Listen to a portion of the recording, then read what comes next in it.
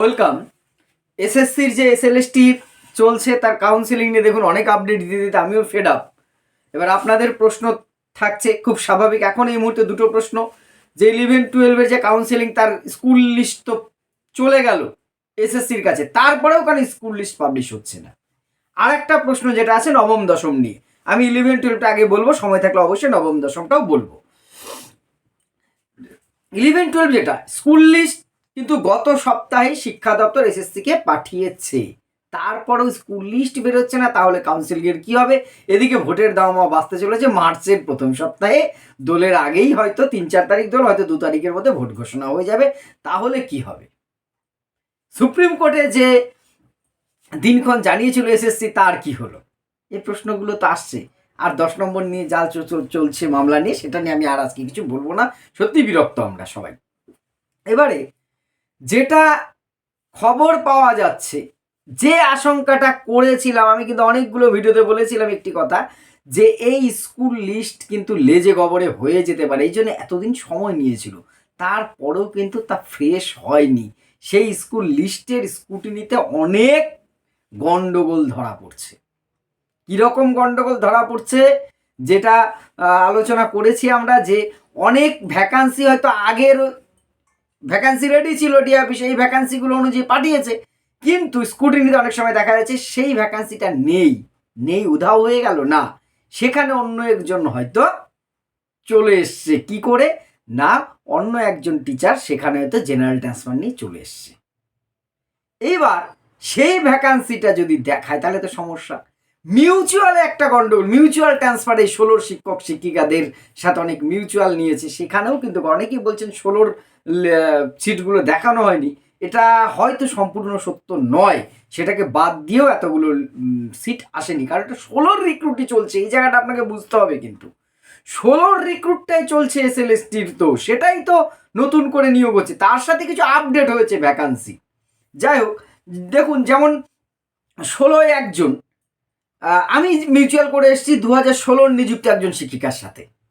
আমি নিজে 16 নেই, আমি তার অনেক আগে 7-এর। আমি নর্থ বেঙ্গলে একটি উদাহরণটা আমাকেই কেন দিলাম একটু বুঝতে সুবিধা হবে। আমি নর্থ বেঙ্গলে একটি স্কুলে চাকরি করতাম, শিক্ষকতা করতাম সেখানে, আমার বাড়ি নদিয়াতে। এবার কাউন্সেলিংয়ে ওই 2016 যে নিয়োগটা হলো 19 সালে, ওখানকার একজন ম্যাডাম, মানে তিনি তখন একটা কলেজের পড়াতেন, তার সাথে যোগাযোগ হলো, যে উনি বলেন যে নদিয়ার ওদিকে সিট ফাঁকা আছে। আমি বললাম আপনি যদি নদিয়ার ওদিকে একটি স্কুল নেন তাহলে আমার সাথে মিউচুয়াল করে আপনি আপনার ডিস্ট্রিক্টে চলে আসবেন। উনি আমার আগের স্কুলের এখানে বাড়ি, আমিও আমার বাড়ির কাছে চলে যেতে পারবো। এইবার দেখুন, যথারীতি 1 বছর উনি চাকরি করার পর আমরা মিউচুয়াল করলাম, আমি চলে এসেছি নদিয়ার এই স্কুলটাতে, উনি চলে গেছেন আমার পুরনো স্কুলটাতে। এবার এই লিস্টটাই যদি পাঠিয়ে থাকে, উদাহরণ হিসেবে বলছি, যদি হয়ে থাকে এরকম, তাহলে আগের সেই 2016 ভ্যাকান্সি লিস্ট ধরে থাকলে ভ্যাকান্সিটা কোথায় হওয়ার কথা? নদিয়ার স্কুলে, কিন্তু নদিয়াতে তো আমি চলে এসেছি, আমার তো 16 সালের আমি নই, আমার তো চাকরি যায়নি। তাহলে এখন সেই ভ্যাকান্সিটা হয়ে যাবে সেই উত্তরবঙ্গের কুচবিহার ডিস্ট্রিক্টের একটি স্কুলে, আমি যে স্কুলে ছিলাম। এই যে বহু মিউচুয়াল হয়েছে এরকম, যার ফলে ভ্যাকান্সিগুলো উল্টোপাল্টা হয়েছে। আগের ভ্যাকান্সি ধরে লিস্ট পাঠালে সমস্যা হবে। শুধু এইরকম না, উৎসশ্রী এবং বিভিন্ন স্পেশাল গ্রাউন্ডে বহু শিক্ষক এবং শিক্ষিকারা কী করেছেন, ট্রান্সফার নিয়ে বিভিন্ন বাড়ির কাছাকাছি স্কুলে নিজের সুবিধা অনুযায়ী স্কুলে চলে এসছেন। ফলে যেটা কিছুদিন আগে ভ্যাকান্ট ছিল সেটা বর্তমানে ভ্যাকান্ট নেই। এইবার একটা করে স্ক্রুটিনি করে নতুন করে লিস্ট তৈরি করে ডিএ অফিস পাঠিয়েছে, সেটা হয়তো নাও হতে পারে কি, সেটা হওয়ার সম্ভাবনাই কম। যা রয়েছে তার সাথে নতুন যে রিটায়ার করেছেন, হাতের সামনে যে কটা এসছেন সেইগুলোকে পাঠিয়েছে। এইবার একটা করে এই 20-25 হাজার ভ্যাকান্সি তো আর ওইভাবে দেখা হয়নি। এইবার এসএসসি চাইছে এইটা যদি হয় তাহলে কিন্তু সমস্যা। সাপোজ ধরুন, আমি আমার উদাহরণে যাই, আগের লিস্ট অনুযায়ী একজন শিক্ষক কাউন্সেলিংয়ে আমার এই নদিয়ার আমি যে স্কুলে আছি, সে আগের লিস্ট অনুযায়ী এইটা ভ্যাকান্ট দেখায়, যেখানে তো 16 একজন শিক্ষক ছিলেন, তিনিও তো চাকরিচ্যুত হয়েছেন, তাহলে এই স্কুলটা যদি চুজ করে, তিনি এসে তো দেখবেন এখানে আমি রয়েছি, স্কুলে তো পাবে না। বুঝতে পেরেছেন সমস্যাটা?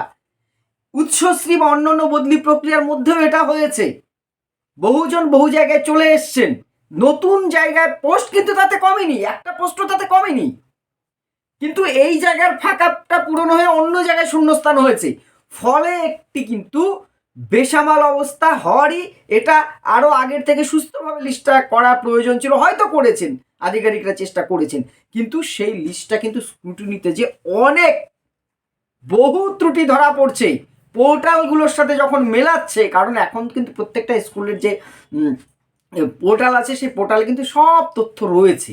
এবার আপনি বলতে পারেন পোর্টাল থেকে বের করে দিলেই তো হয়। হ্যাঁ, শিক্ষা দপ্তর চাইলে বের করতে পারে, কিন্তু সেইভাবে করে করতে যেও অনেক ক্ষেত্রে আপডেট হয় না, অনেক রকম সমস্যা হয়, ত্রুটি থাকে, সেইটা ঝাড়াই বাছাই হচ্ছে। সেই ত্রুটি এররগুলো ধরা পড়েছে। আগের বার যেটা হয়েছে, কিছু রিক্রুটমেন্ট মানে নিয়োগপত্র নিয়ে স্কুলে যেয়ে দেখছে সেখানে সেই পোস্টটা নেই। এটা হলে খুব সমস্যা হবে, এই জন্য একটু সময় লাগছে। তবে স্কুল লিস্টটা কিন্তু খুব দ্রুত বেরোবে। ভোটের আগে একাদশ দ্বাদশের কাউন্সেলিংটা হবে, নিশ্চিত থাকুন। দ্বাদশের কাউন্সেলিং, তবে টাইম কিল করছে এসএসসি, কিন্তু শিক্ষা দপ্তর আলটিমেট যেটা করছে টাইম কিল করছে। এটা আরও দ্রুত করা যেত। এই প্রক্রিয়াটা চলছে, তখন তার ডিআই অফিস টফিসগুলো এই এসএসসি প্রক্রিয়ার সাথে যুক্ত ছিল না। এগুলো আরও তাড়াতাড়ি কিন্তু আরও দ্রুততার সাথে করা যেত না, এটা অন্তত আমি মনে করি না।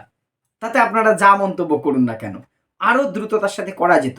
খুব স্লগ ওভারে খেলছে কিন্তু স্কুল সার্ভিস কমিশন, ধীরে ধীরে ধীরে ধীরে এগিয়ে যাচ্ছে, মানে কোনো যেন ব্যাপারই নেই, আমাদের নিয়ে কারোর কোনো চিন্তাই নেই এই শিক্ষা বিষয়টা নিয়ে, যেটা গতকালকের ভিডিওতে আমি বলেছি তেমন একটা চলছে। আর আপনারা এতটাও হতাশ হবেন না বলেই বা কী করে, সত্যিই হতাশ হবার মতন জায়গা, ভুলেই গেছি কবে রেজাল্ট বেরিয়েছে, এমন একটা বিষয় তৈরি হয়েছে। সব কিছুটা গরম গরম হলে ভালো লাগে। যাই হোক, এইটার জন্যই কিন্তু আপনাদের কাউন্সিলিং প্রক্রিয়াটা দেরি হচ্ছে। 11-12 কাউন্সিলিংটা দ্রুততার সাথে শুরু হবে। নবম দশম কিন্তু ভোটের আগে কাউন্সিলিং ইন্টারভিউ হওয়ার সম্ভাবনা নেই, মোটামুটি নেই। তারপরেই হবে, ভেরিফিকেশনটা হতে পারে, এটা নিয়েও আমি বলবো। কিন্তু 11-12টার এই স্কুল লিস্টের গন্ডগোলের গেলোতেই কিন্তু আটকে আছে। আর এর ফাঁকে হয়তো 10 নম্বরের মামলা টামলার একটা ব্যাপার আছে, কিন্তু সেই মামলা তো একদম গামলায় তলায় চলে গেছে। সেটা নিয়ে কি হবে ভগাই জানি না। এই অবধি আপডেটটা ছিল। আপনাদের মতামত অবশ্যই কমেন্ট বক্সে জানাবেন। ধন্যবাদ।